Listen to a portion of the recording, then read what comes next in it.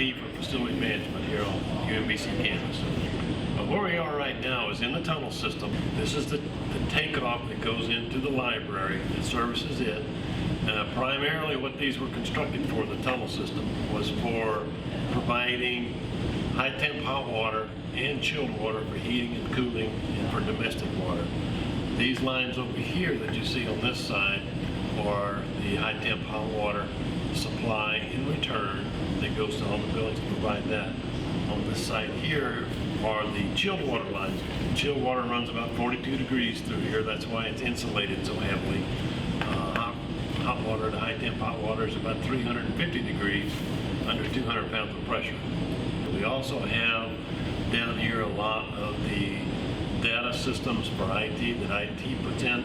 So when you see the colored tubes like that, that's all your data and IT network that also runs down here in the tunnels as well. Well, the tunnels were constructed as buildings were added. The very first boiler room or central plant was actually in the basement of what's now the Commons. That was the very first central plant. And so the tunnel system then radiated out from there. And the tunnel system is then just expanded as buildings are added. It's extended to pick up those buildings. Like when the new Performing Arts building was built, a part of that project was to extend the tunnel, just like this, to that building. So the tunnel is extended as the campus develops to extend to the new buildings. You know, it's talked about, it's heard about, but access has to be restricted, very restricted, because it's dangerous. The high temp hot water here, because of the temperature that it is, if there's a little bit of a leak here, it will be steam that comes out. As soon as it hits the atmosphere, it turns to steam. Very dangerous and can cause real bad injuries.